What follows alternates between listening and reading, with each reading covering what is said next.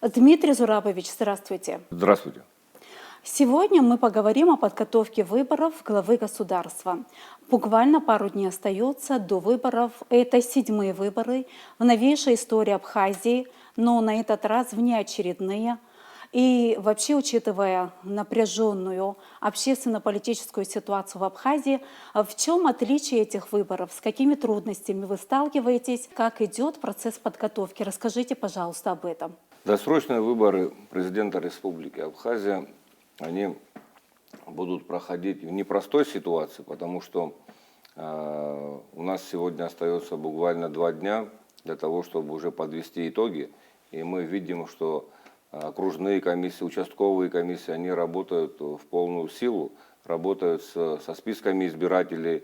Вот. И самое главное в данной ситуации, в подготовительной, чтобы люди содействовали тому, чтобы Центральная избирательная комиссия и ее подразделения, чтобы работа была правильно поставлена. Органы власти и граждане должны оказывать содействие, потому что именно для того, чтобы в спокойной, мирной обстановке выборы прошли, это многое зависит от самих избирателей. С каким настроением они будут приходить на участки, с каким волеизъявлением. Вот то волеизъявление, которое они будут выражать, вот, оно, я думаю, что будет объективным. Вот. Но есть моменты, которые хотелось бы отметить, что когда процесс формирования происходит списков избирателей, у нас база данных ведется по линии МВД, вот, а также по линии Министерства юстиции. Те люди, которые скончались, они должны быть в списке удалены, вот, но для того, чтобы их со списка убирать, родственники должны своевременно оформлять свидетельство о смерти. Вот. Поэтому там, где нет этих документов приложенных, вот, тогда они в списке остаются, к сожалению. Но мы через глав администрации, через глав сельских поселений, мы эту работу проделали для того, чтобы минимизировать ошибки, вот, чтобы меньше было дополнительных списков. Что касается других мероприятий по аккредитации международных наблюдателей, аккредитации журналистов, вот по сегодняшний день вся эта работа проводится. Очень повышенный интерес у нас от многих стран. Это и страны СНГ, страны, ближневосточные страны, вот, некоторые страны из Европы, вот, и Латинской Америки. Ну, география широкая, Да, очень большой география список. широкая. Пока еще только прибывают, около 10 стран уже находятся на территории Абхазии. Это такие страны, как Германия, Италия, Иран, Узбекистан, вот, Китай, Аргентина, Чили. Вот. Это что касается географии той, которая... Ну, конечно же, это страны СНГ. Вот. И я думаю, что и в этом ключе нам интересен опыт наших постсоветских стран, которые также будут находиться на территории Абхазии, потому что все-таки эта география у нас она одна была, вот, и одна большая родина под названием Советский Союз. И мы, обмениваясь опытом, наши коммуникации они должны быть настолько сближены, чтобы мы беспрепятственно могли понимать то или иное законодательство, потому что именно обмен опытом и в законодательной сфере она дает возможность усовершенствовать наши законы, которые, к сожалению, имеют большие пробелы. Все-таки возвращаясь к международным наблюдателям, в этом году чрезмерный интерес, да, к предстоящим выборам. С чем это связано? Я бы хотела, чтобы вы это прокомментировали. Я думаю, это связано с тем, что когда досрочные выборы президента, не очередные, хотя до очередных там немного времени оставалось, но досрочные выборы, они произошли потому, что произошел кризис. Вот. И когда речь идет о том, что назначены досрочные выборы, и они вызывают повышенный интерес, потому что здесь уже наблюдателям интересно, с какой частотой подойдут органы власти, которые проводят выборы, и с каким намерением будут подходить наши граждане. Потому что если народ является источником власти они легитимность подчеркивают через закон о выборах президента, закон о выборах депутатов, закон о референдуме. То есть наши права с вами мы должны через закон воплощать. Вот, поэтому какая бы досрочная отставка ни была, ее юридически нужно оформлять, а избирать легитимного президента мы должны опять-таки через выборы. Если есть какие-то вопросы в этом отношении, мы должны регулировать опять-таки через наше национальное законодательство. Все наши с вами права и свободы, они должны быть оформлены на законодательном уровне, и насколько это возможно, мы должны воплощать и коллективные права и свободы, и индивидуальные права и свободы. Если смотреть блок политических прав, есть естественные права и свободы, которые от рождения у человека, то есть они неотчуждаемые. Вот, есть социально-экономические права и свободы, есть блок политических прав. Вот в блоке политических прав как раз таки воплощением этих политических прав занимается Центральная избирательная комиссия. Через закон о референдуме, закон о выборах президента, закон о выборах депутатов. Российская Федерация, они содействуют нам, участки открыты в Москве и в Черкесске. Вот, и, как вы знаете, месяц назад поступали заявления от наших общественных организаций, граждан Абхазии, проживающих на территории Российской Федерации, о том, чтобы открыть дополнительно участки в Ростове, в Санкт-Петербурге, в Воронеже, в Нальчике. Дело в том, что традиционно с момента признания суверенитета и независимости Республики Абхазия со стороны Российской Федерации, традиционно эти участки были открыты в Москве и в Черкесске. Вот. Поэтому на этот раз те заявления, которые подавались через посла к нам, они поступили уже когда срок истек. Там вот. 15 дней оставалось. Месячный срок, когда истек. Но я думаю, что вне зависимости от этого, если граждане они могут проголосовать и на территории Абхазии, также на территории Российской Федерации, вот на тех участках, которые я озвучил, это Москва и Черкесск. Что касается участка по Турции, до нас доходит информация о том, что местные власти турецкие, они не дают нам благоприятные условия для того, чтобы мы там открыли участок. Вот. Поэтому мы сейчас ждем письмо нашего полномочного представителя, вот, чтобы уже поставить точку в этом вопросе. Вот. Потому что месяц назад мы решение приняли об открытии участка. Сейчас, но с оговоркой, что если местные власти будут препятствовать, что мы этот участок аннулируем. Пока вот это все должно быть по представлению полномочного представителя. То есть пока не поставлена точка. В Турции, может быть, могут открыть, да, участок? Вот сегодня мы ждем письмо от полномочного представителя. Пока, по нашей информации, там, скорее всего, мы не будем открывать участок, потому что благоприятных условий нет, и мы не можем подвергать опасности наших граждан. Также хотелось бы отметить, что все участки за пределами Абхазии, они открываются по представлению посла. То есть мы контролирующий орган, вот, но выборы проводят дипломатические наши представительства, которые находятся за пределами Абхазии. Что касается участков на территории Абхазии, как вы знаете, у нас 35 округов, на них расположены 152 участка. 152 участка, они сегодня сформированы, все комиссии окружные, участковые, там были выходы и входы кандидатов, там, да, вот, членов комиссии. Вот. Сегодня любой гражданин, он может прийти на участок и ознакомиться со списками избирателей. Если они себя не найдут, и имея прописку, они могут себя включить в список. То есть подходят они к председателю участка, и он его включает в список. чтобы в день голосования он уже был в основном списке. Вот. А что касается других организационных моментов, ну, правоохранительные органы, они за день до этого, в этот день и на следующий день, они в этом отношении для того, чтобы поддерживался общественный порядок, они полностью задействованы.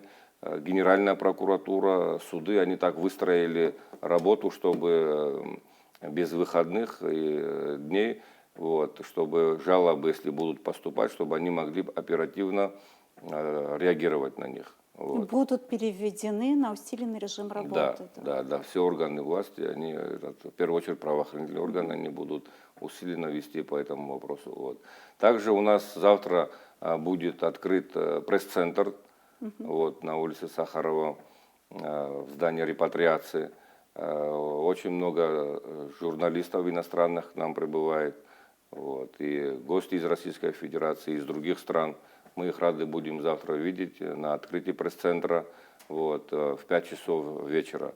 Я думаю, что нашим зарубежным гостям наша программа понравится. Вот, и те выборы, которые нам предстоят, для нас это будет большой опыт, то, что много гостей будет. Вот, они будут в пресс-центре озвучивать о своих впечатлениях, которые они будут видеть на территории округа, на территории участка по всей республике Абхазия. Поэтому мы рассчитываем на объективную оценку. Мы за то, чтобы все члены Центральной избирательной комиссии, за то, чтобы выборы проходили в спокойной, благоприятной обстановке, и мы будем стараться делать все, что от нас зависит. В основном у нас задействованы в окружных участковых комиссиях наши учителя, вот, врачи, работники культуры, которых мы очень уважаем, ценим. Они, практически это для них общественная нагрузка, вот, и они на постоянной основе не работают. Мы очень на них надеемся, потому что вот какая подача будет на участках и в округе, вот такая и отдача будет от наших избирателей. И хотелось бы обратиться к нашим уважаемым кандидатам в президенты и кандидатам в вице-президенты, чтобы они своих сторонников тоже призвали к тому, чтобы честно провести данные выборы, потому что то, что зависит от Центральной избирательной комиссии и их подразделений окружных участковых, это будет поставлено на высшем уровне.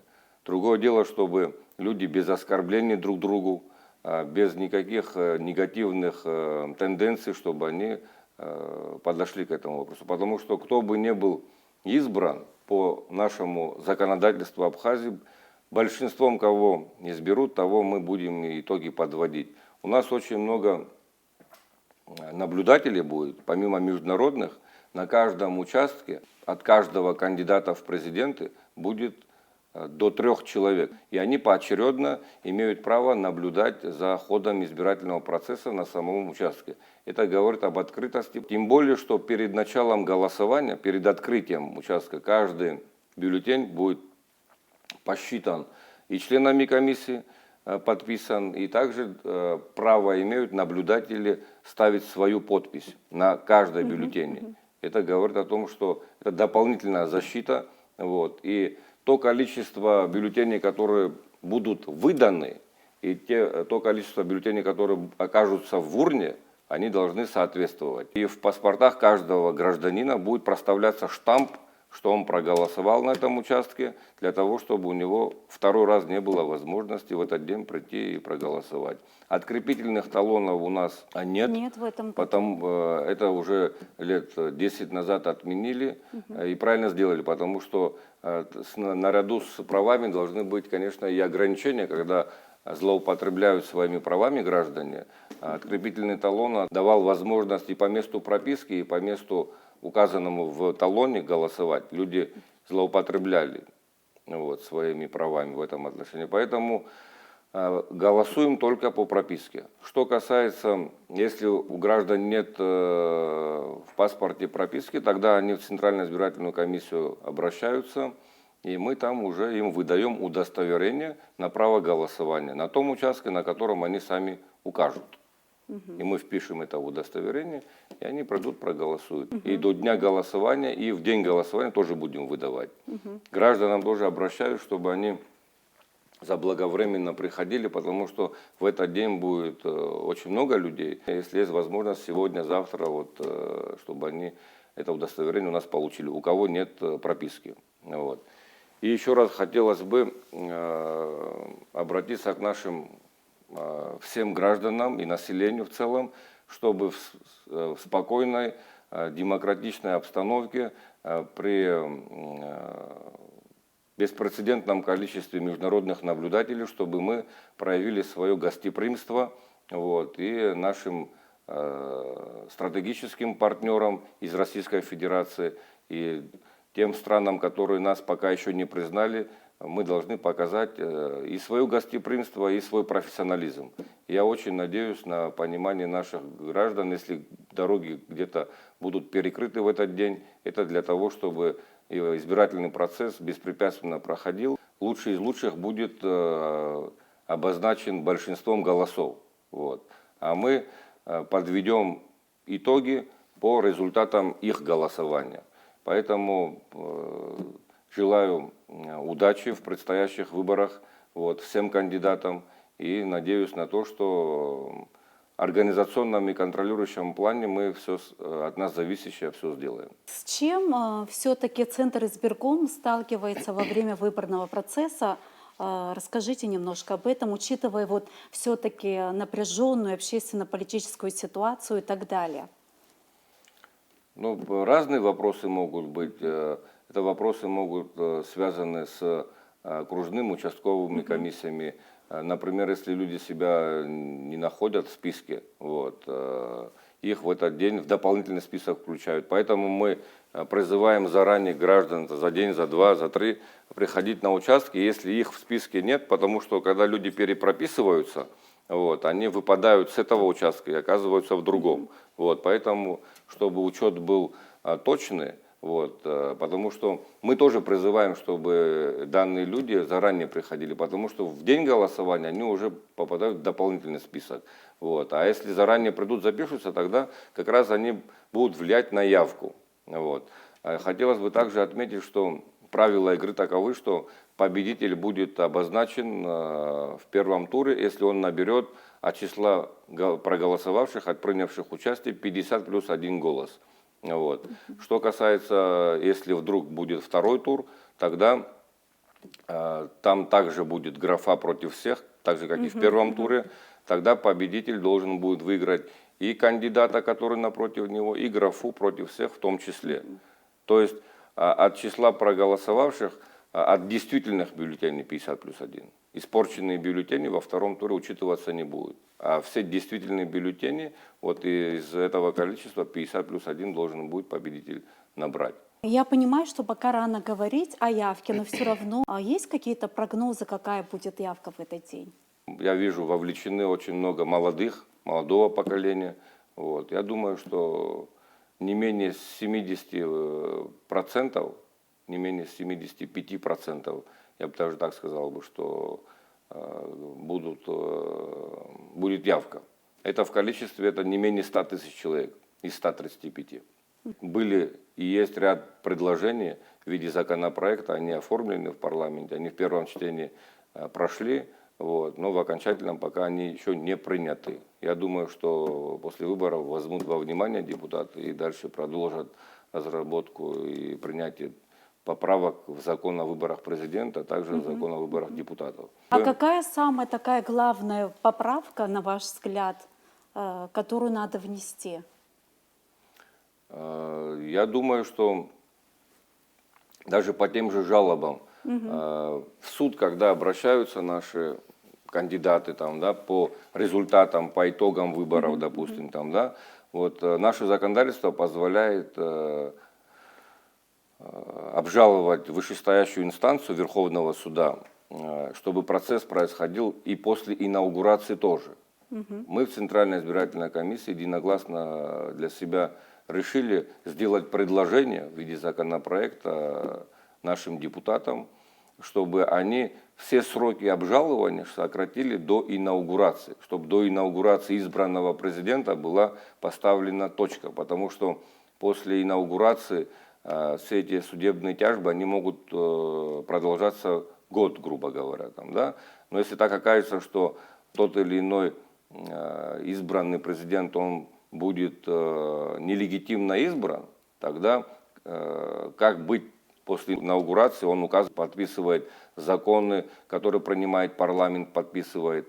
Вот, поэтому, чтобы не было такой коллизии, да, он использует свои полномочия, вот, и они должны быть, точка должна быть поставлена, по нашему мнению, до инаугурации. Так же, как и по выборам в Народное собрание, парламент Республики Абхазия. В прошлом составе были случаи, когда на избранного депутата на итоге выборов подал другой кандидат, который не прошел в парламент. Вот, и тяжба судебная, она длилась 3 года. Ну, по истечении 3 лет избранный депутат, он доказал, что он был легитимно избран. Но могла быть обратная ситуация, что он нелегитимно был избран. Тогда как быть с теми законами, которые за которые он голосовал, Да. постановления, которые были приняты. Поэтому и в этой части наше предложение заключается в том, чтобы когда избираются депутаты, у них через месяц, в течение месяца первая сессия. Вот до первой сессии парламента, когда они собираются и избирают спикера и его замов, вот, чтобы и в этом случае все судебные споры были завершены. То есть в случае избрания президента до инаугурации, в случае избрания депутатов до первой сессии парламента. Тогда уже легитимность их она не будет оспариваться, и они могут полноценно приступать к полномочиям. Ажлар схрханис харстахуп абриал храква яхзепшу, убри ицкяны пшданы мепахгарца зухана, ажлар рысхрара харгяхтахуп избанзар харахкамися квачги ауззуа харцой чароп, хаким чароп, культура чауззуа вароп, убртина рывагыланы пшданы мепахгарца глазаша анчухайтат. Дмитрий Зураби Пайта Бупам Тапшаны, Ягаши Лахазарки, Хазара Кортака Хекашуцаз.